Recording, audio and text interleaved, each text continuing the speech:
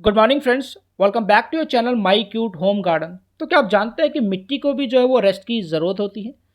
अगर आप उसे रेस्ट नहीं देंगे तो आपका उत्पादन जो है वो लगातार गिरता जाएगा और पौधों में जो है अच्छी ग्रोथ नहीं होगी।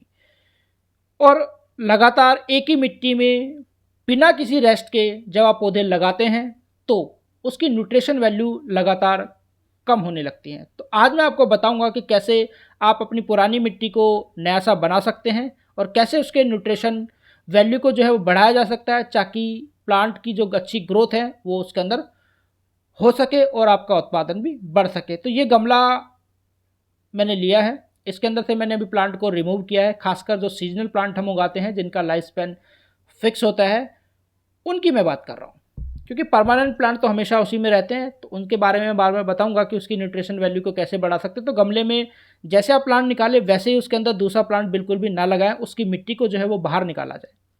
और जैसे आप मिट्टी को बाहर निकालेंगे तो सबसे पहले क्या करना है, मिट्टी को जो है वो ब्रेक डाउन करना है, छोटे छोटे पीसेस में बनाना है। एकदम प्लेन भुरभुरी मिट्टी बना देना, जैसे मिट्टी का ओरिजिनल शेप होता है।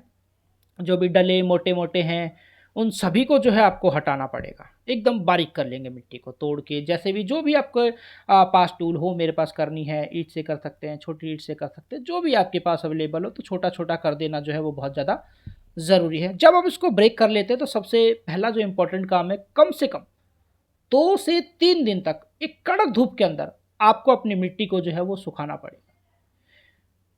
सुखाने से क्या फ़ायदा होंगे कि जिसके अंदर जो फंगस वाले बैक्टीरिया हैं, जो दूसरे हार्मफुल बैक्टीरिया है, वो सारे के सारे किल हो जाएंगे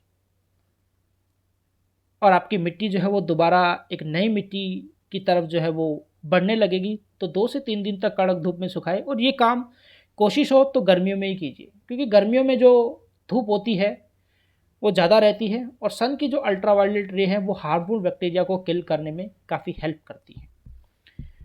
जब आप इसे 2 से 3 दिन तक कड़क धूप के अंदर सुखा लेते हैं तो अब इसकी न्यूट्रिशन वैल्यू को बढ़ाया जाएगा। तो इसके अंदर आप जो है वो खाद मिलेगी, और खाद जो है हमेशा जो गोबर की सड़ी हुई खाद है, वर्मी कंपोस्ट है, लीफ मोल्ड है, पत्तों की खाद है, हमेशा नेचुरल फर्टिलाइज़र का ही इस्तेमाल करें। किसी भी तरह के केमिकल या आर्टिफिशियल फर्टिलाइज़र का जो इस्तेमाल है वो आपको नहीं करना चाहिए। इससे क्या होता है, सॉइल के अंदर सॉल्ट बन जाता है और सॉइल की जो फर्टिलिटी है वो लगातार कम हो जाती है, और एनवायरनमेंट के लिए भी ये अच्छा जो है वो नहीं है और सॉइल के लिए भी अच्छा नहीं है।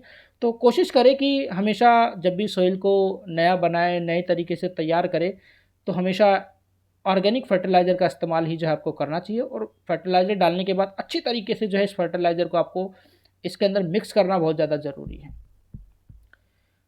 ये देखिए, अच्छी तरीके से मिक्स कर लीजिए। इससे क्या होगा, सॉइल की जो फर्टिलिटी है वो बढ़ेगी, न्यूट्रिशन वैल्यू भी बढ़ेगी, क्योंकि खाद एक इम्पॉर्टेंट फैक्टर जो है वो होता है सॉइल के अंदर।